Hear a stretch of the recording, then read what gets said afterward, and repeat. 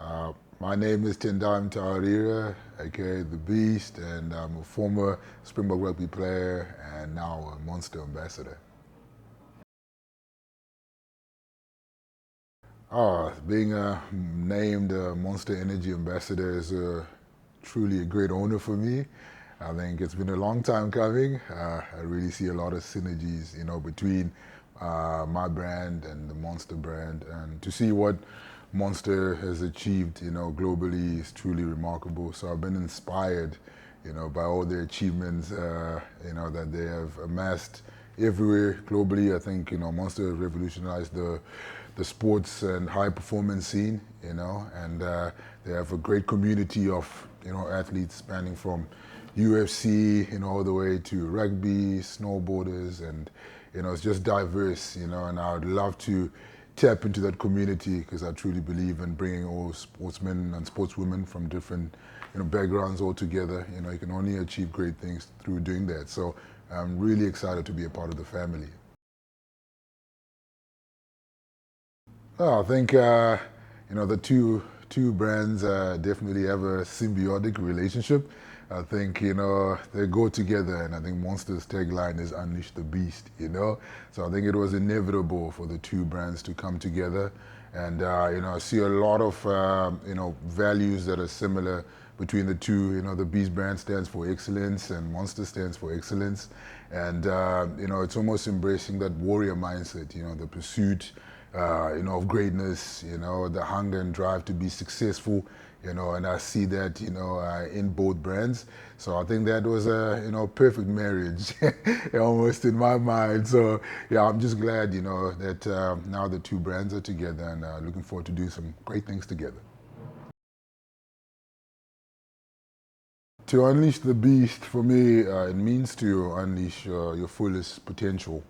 And I think that in all of us, in all humanity, I think we all possess, the power to be great. We all possess, that hunger, and drive within us to be successful, to overcome any sort of challenges we might face, adversity.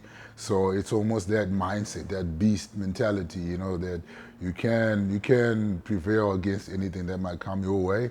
So I think, it's something that I try and embrace in my life. I did when I was on the field, and it led me to becoming a world champion. And then now beyond the field, I embrace it. And, in the office, in the business world, that mindset to never, give up, to be relentless about the way I do, my business, the way I go about, even my philanthropy, I want to achieve, ultimate success in every field that I'm involved in. So yeah, it's a mindset. It's something. It's a persona. It's something that you embrace every single day. I think it's definitely a flick of the switch.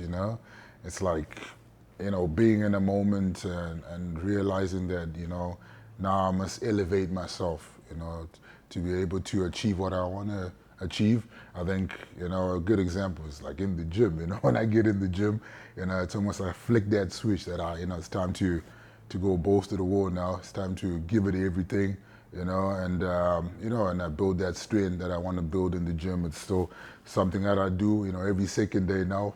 Probably used to do it more often when I was a professional rugby player, but it's still a mindset that I tap into. And then as well, when it comes to, the business initiatives that I'm going after, it's all about, realizing that this is the moment that I want to capitalize. This is the moment I want to, unlock, the full potential within something that I'm trying to pursue.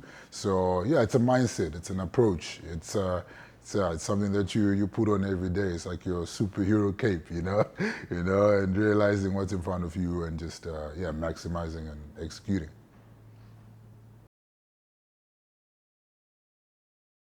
Yeah, I think it was, synonymous with my game, I guess. It's something that I worked on daily, and then when it happened on the field, it was almost like a natural progression. I'd done it a gazillion times on the training field.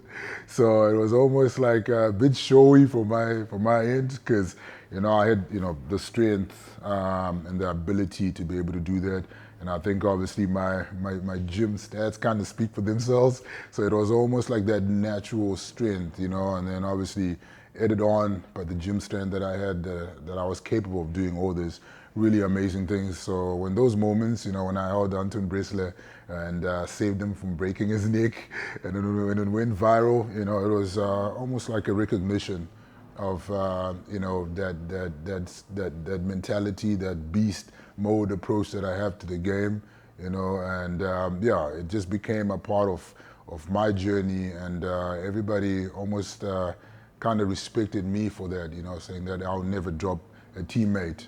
So it was always like almost the connection that I had with my fellow teammates, that, hey, I've got your back. If you want to reach for a ball as high as you want, jump as high as you want, that I'm going to catch you and I'm not going to drop you. So yeah, it became a big part of my game, and I'm glad that everybody out there loved that moment and all the other moments as well and enjoyed it. I think it's the ultimate challenge, especially as a Springbok, you look forward to the challenge. I think every young boy in South Africa dreams of facing the All Blacks. And, we share this fierce rivalry, but that's actually born out of friendship. I played so many times against the All Blacks, faced the haka, and, we respect the haka firstly. It's almost, like an acceptance of the challenge, because it's obviously their traditional war challenge they had through the ages. So it's something that we actually embrace as the Springboks. And there's this deep friendship, that we battle against each other on the field. We want to kill each other, but off it, we share a beer afterwards, and we have this great friendship between the two nations, and I got to experience it over 25 times, as a Springbok. So it's truly one of the best matchups in sport, and it's a wonderful spectacle for everybody to watch.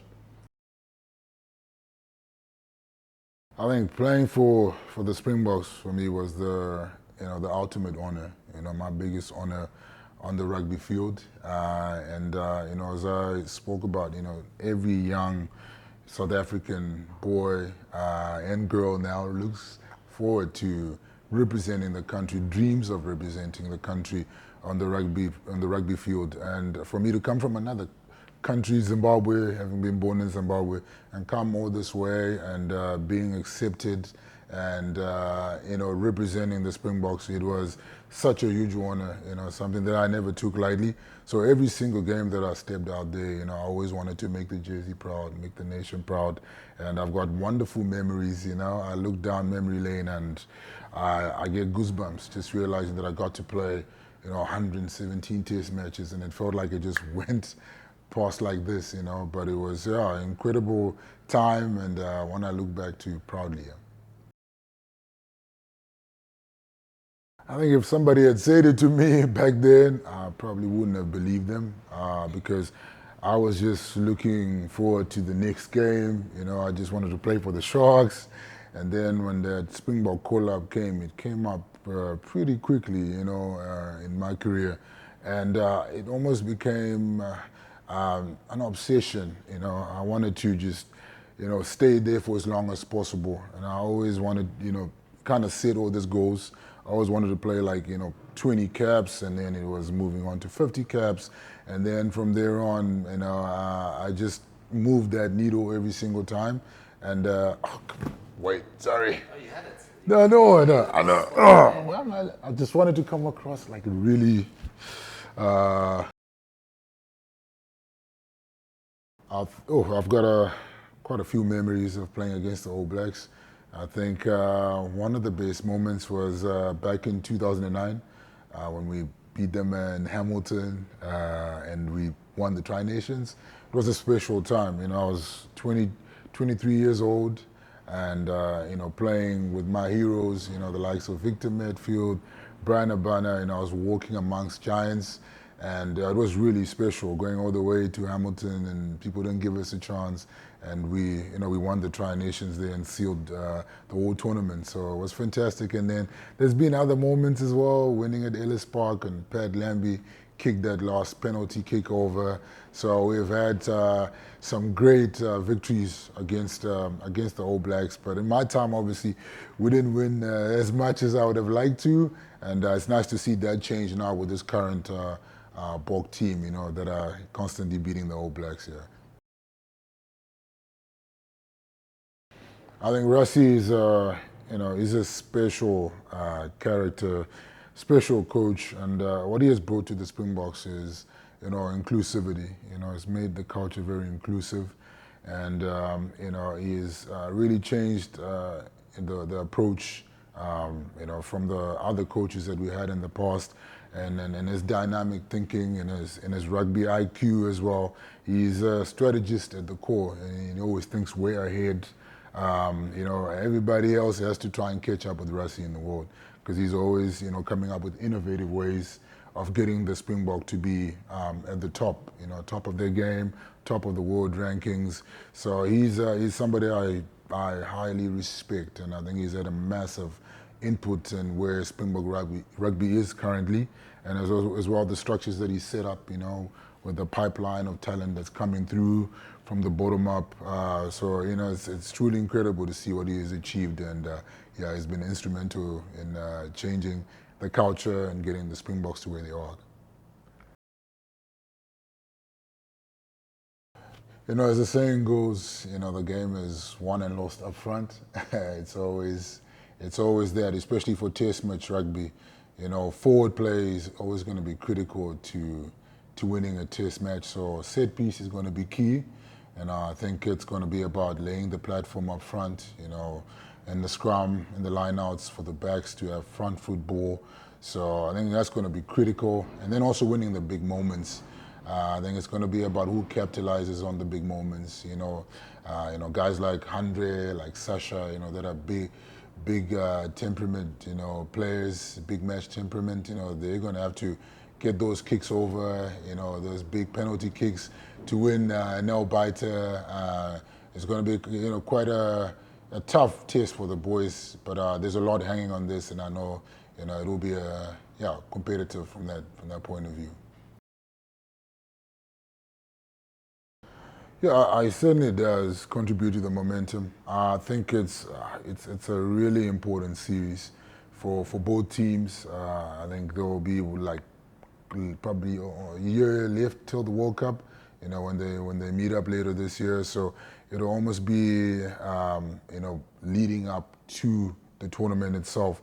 So there will be a lot to gauge against each other. So I think whoever gets that win will take a lot of momentum, a lot of belief into 2027. So yeah, I see it playing a pivotal role, and ensuring us where exactly both teams are in the pecking order. So yeah, it's going to be very important leading up to the World Cup. I think, facing the All Blacks, it's almost like the ultimate challenge, in your rugby career, especially as a Springbok. You look forward to it, and you dream of it, And when I got to face my first haka, I remember it was back in 2008 at Newlands. It was a special moment, It's almost like a rite of passage, because you always dream of being there. And now when you get there, you want to measure yourself against the so-called best, And it is something that you think of a lot. And then when you get there, it's truly special. And I think it's a fierce competitive rivalry between the two nations, but it's actually born out of friendship.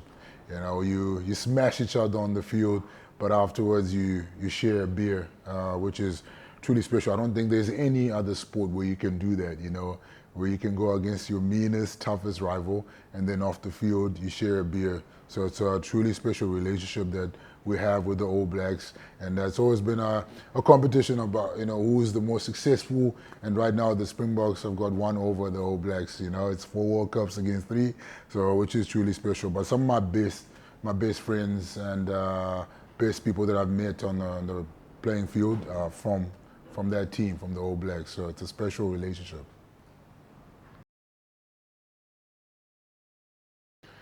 It was the biggest honor of my rugby playing career. Getting to to represent the Boks, for almost 13 years.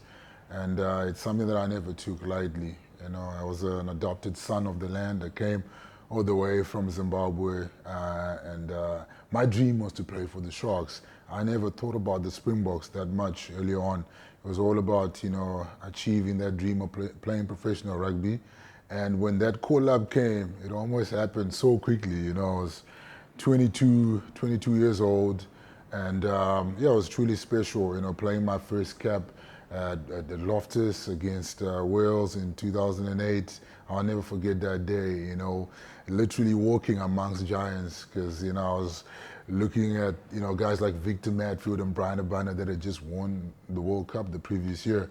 So it was a dream come true, and, I definitely did it with so much pride, represented that jersey with so much pride, and time just went by so quickly, and before I knew it, 117 test matches had gone past, and truly an amazing time and memorable time in my career. Yeah, Rassie is a rugby genius, and I think when he came in 2018, the first thing that he got right was the team culture. He made it inclusive, and he made it diverse, and made that team represent the true landscape of the country. And he also brought in an amazing rugby IQ. Rassie is a great thinker. He's a great planner, a great strategist. He always thinks we're ahead of anybody else in the rugby world. The other nations are always trying to keep up with his method. So he's always coming up with innovative ways of, keeping the Springboks at the top. So I think what he has done for Springbok rugby is truly phenomenal, and he's somebody that I hugely respect, and I kind of give him the credit, for us winning that 2019 Rugby World Cup, which was my last, in a big way. So yeah, truly a special human being, and one of the greatest coaches of all time.